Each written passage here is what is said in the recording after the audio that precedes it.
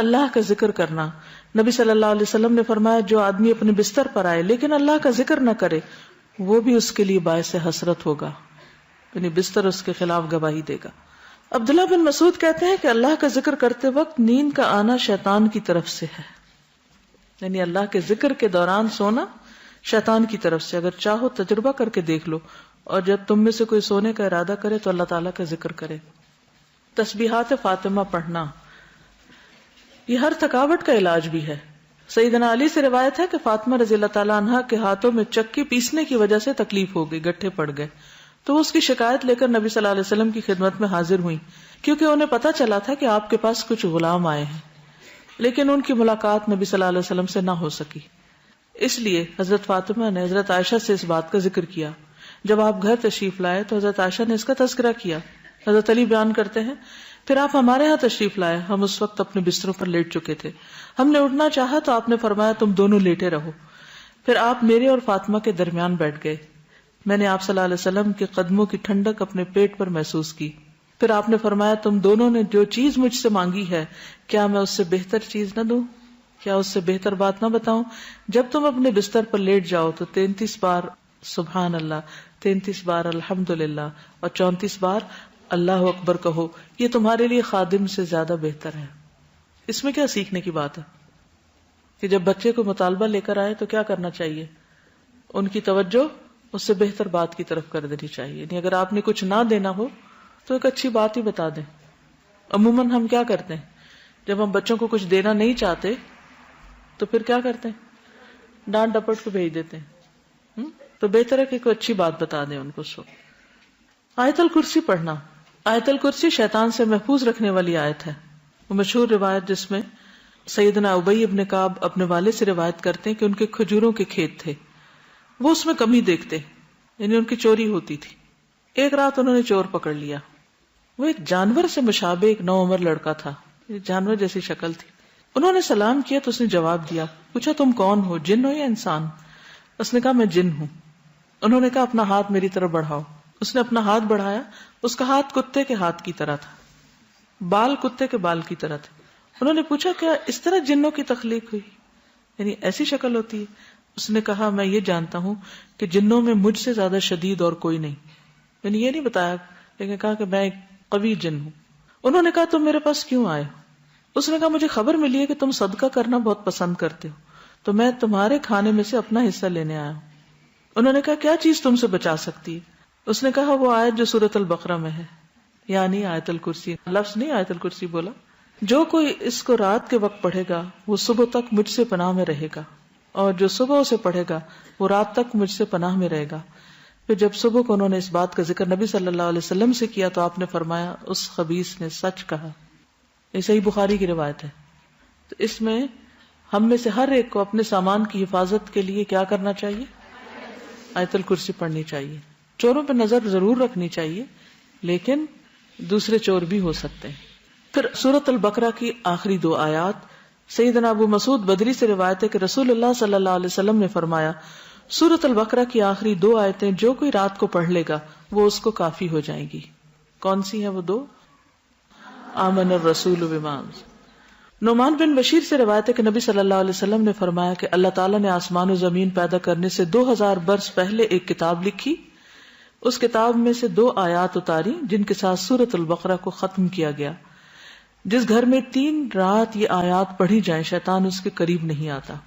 سورۃ الکافرون رات کو سوتے وقت پڑھنی چاہیے. فروہ بن نوفل اپنے والد سے روایت کرتے ہیں کہ نبی صلی اللہ علیہ وسلم نے نوفل سے فرمایا قل یا ایھا الکافرون پڑھو اور اسی پر بات چیت ختم کر کے سو جاؤ، یعنی اس کے بعد اور باتیں نہیں کرو.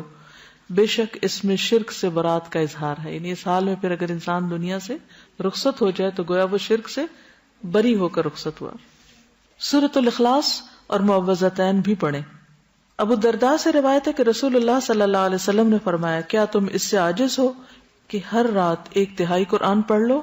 صحابہ نے عرض کیا 1/3 قرآن کس طرح پڑھیں؟ آپ نے فرمایا قل هو اللہ احد 1/3 قرآن کے برابر ہے. یعنی رات کو سوتے وقت انسان اسے بھی پڑھ لے. اور معوذتین جو ہے نبی صلی اللہ علیہ وسلم جب اپنے بستر پر آرام کے لیے آتے تو روزانہ رات کو اپنے دونوں ہاتھوں کو ملا کر ان پر سورۃ الاخلاص الفلق اور الناس پڑھ کر دم کرتے یعنی پھونک مارتے، پھر اپنے دونوں ہاتھ اپنے پورے جسم پر پھیر لیتے تھے. ٹھیک ہے، یعنی ہاتھوں پر دم کرتے اور ہاتھ پھر پھیرتے تھے، اور سر سے شروع کرتے. پہلے اپنے سر پر اور چہرے پر پھیرتے، اس کے بعد اپنے جسم پر جہاں تک آپ کا ہاتھ پہنچتا پھیر لیتے، اور یہ فعل آپ 3 مرتبہ کرتے تھے. ایک اور حدیث سے معلوم ہوتا ہے کہ نبی صلی اللہ علیہ وسلم اگر بیمار ہوتے تو حضرت عائشہ موعظتین پڑھ کر آپ کے ہاتھوں پر پھونک کر آپ کے جسم پر پھیر دیتی. اس سے یہ پتہ چلتا ہے کہ بیماری میں بھی یہ عمل جاری رہتا تھا. اب جیسے چھوٹے بچے ہوتے ہیں وہ خود نہیں پڑھ سکتے تو آپ خود اپنے اوپر بھی پھیر لیں اور ان کے اوپر بھی ہاتھ پھیر دیں.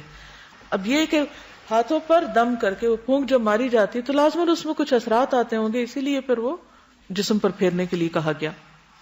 سورۃ الملک، رات کو سونے سے قبل سورۃ الملک پڑھیں. ابو ہریرہ رضی اللہ عنہ سے روایت ہے کہ رسول اللہ صلی اللہ علیہ وسلم نے فرمایا قرآن میں ایک سورت 30 آیتوں کی ہے، اس نے ایک شخص کی شفاعت کی یہاں تک کہ وہ بخش دیا گیا، اور وہ ہے تبارک الذی بیدہ الملک. ایک اور روایت کے مطابق یہ عذاب قبر سے رکاوٹ ہے. ابو ہریرہ کہتے ہیں بے شک اللہ کی کتاب میں ایک سورت ہے جو 30 آیات پر مشتمل ہے، وہ ایک شخص کی شفاعت کروائے گی، پھر اسے آگ سے نکلوا لے گی اور جنت میں داخل کروا دے گی، یعنی سورۃ الملک. سورۃ السجدہ بھی پڑھی جائے اگر آپ پڑھ سکیں تو. جابر سے روایت ہے نبی صلی اللہ علیہ وسلم نہ سوتے جب تک کہ سورۃ الف لام میم تنزیل یعنی سورۃ السجدہ نہ پڑھ لیتے.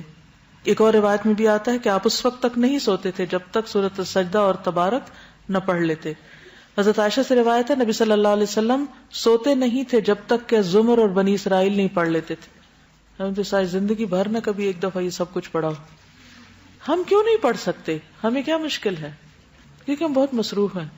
ہماری اکثریت کی مصروفیت کیا ہے؟ ہمیں تو سونے کا ٹائم نہیں ملتا تو سوتے سوتے دیر کر دیتے، پھر اس وقت ہم صورتیں پڑھنے بیٹھ جائیں تو آدھی رات یوں گزر جائے گی.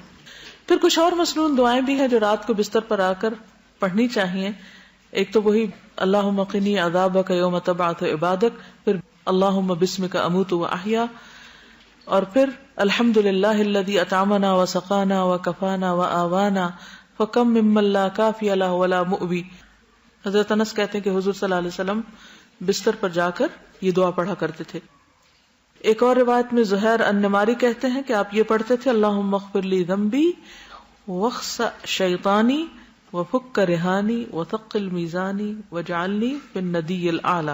اے اللہ میرے گناہ بخش دے، میرے شیطان کو دفع کر دے، میرے نفس کو آزاد کر دے یعنی آگ سے، میرے میزان کو بھاری کر دے، مجھے اعلیٰ مجلس والوں میں شامل کر دے. عبداللہ بن عمر نے ایک شخص کو سوتے وقت یہ پڑھنے کو کہا اللہم خلقت نفسی وانت توفاها لک مماتها ومحیاها ان احییتها فاحفظها وان امتها فاغفر لها اللہم انی اسألک العافیہ. پھر ایک اور روایت ابو ہریرہ کہتے ہیں کہ نبی صلی اللہ علیہ وسلم نے فرمایا جو شخص اپنے بستر پہ جانے لگے تو اسے چاہیے کہ وہ اپنے کپڑے کے کنارے سے اسے 3 بار جھاڑ لے، پھر یہ دعا پڑھے بسمک ربی وضعت جنبی وبک ارفعہ ان امسکت نفسی فاغفر لها وان ارسلتها فاحفظها بما تحفظ به عبادك الصالحین. اے میرے رب تیرا نام لے کر میں اپنا پہلو رکھتا ہوں، تیرے نام ہی کے ساتھ اس کو اٹھاتا ہوں، اگر تو میری جان کو روک لے تو اسے بخش دینا، اور اگر واپس بھیج دے تو اس کی حفاظت فرمانا جس طرح تو اپنے نیک بندوں کی حفاظت فرماتا ہے. انس بن مالک کہتے کہ رسول اللہ صلی اللہ علیہ وسلم نے فرمایا جس نے اپنے بستر پر لیٹتے ہوئے یہ دعا پڑھی تو اس نے ساری مخلوق کی بیان کردہ اللہ کی تعریفیں کہہ ڈالی. اتنی خوبصورت دعا کہ گویا جتنی مخلوق ہے اللہ کی، وہ جو جو اللہ کی تعریف کرتی ہے اس نے اس طرح کی تعریف کر ڈالی. کیا ہوگی وہ؟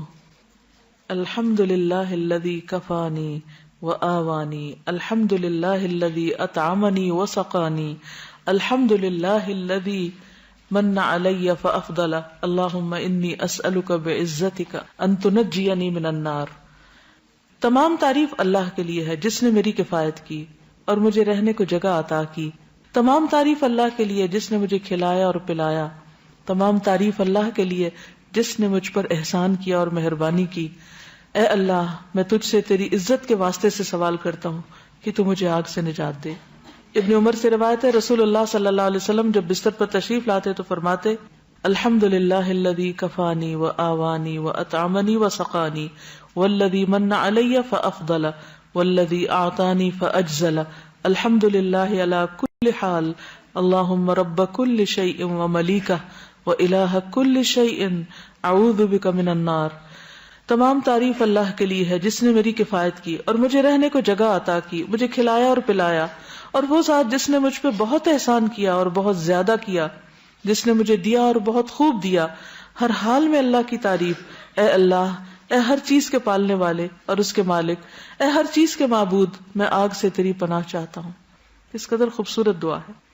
ابو ہریرہ سے مروی ہے کہ ایک مرتبہ ابو بکر نے عرض کیا, اے اللہ کے رسول صلی اللہ علیہ وسلم, مجھے ایسی دعا سکھا دیجئے جو میں صبح شام بستر پر لیٹتے وقت پڑھ لیا کروں. تو آپ نے یہ دعا سکھائی, اللہم عالم الغیب والشہادۃ فاطر السماوات والارض رب کل شیء وملیکہ اشہد ان لا الہ الا انت اعوذ بک من شر نفسی ومن شر الشیطان وشرکہ.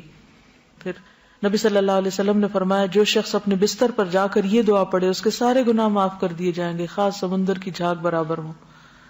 لا الہ الا اللہ وحدہ لا شریک لہ لہ الملک ولہ الحمد وہو علی کل شیء قدیر, لا حول ولا قوۃ الا باللہ, سبحان اللہ والحمد للہ ولا الہ الا اللہ واللہ اکبر.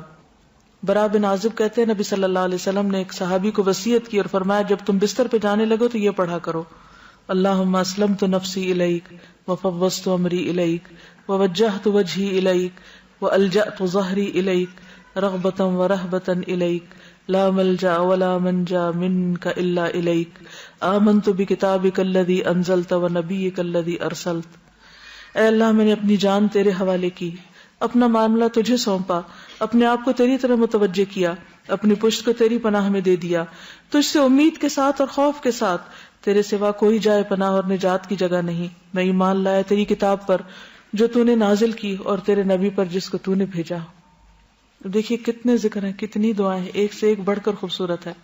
سیدنا سہیل سے روایت ہے, جب ہم میں سے کوئی سونے لگتا تو ابو صالح کہتے, دائیں کروٹ پہ سو جاؤ اور یہ دعا پڑھو, اللہم رب السماوات ورب الارض ورب العرش العظیم ربنا ورب کل شیء فالق الحب والنوى ومنزل التوراة والانجیل والفرقان اعوذ بک من شر کل شیء انت آخذ بناصیتہ اللہم انت الاول فلیس قبلک شیء وانت الآخر فلیس بعدک شیء وانت الظاہر فلیس فوقک شیء وانت الباطن فلیس دونک شیء اقض عنا الدین واغننا من الفقر.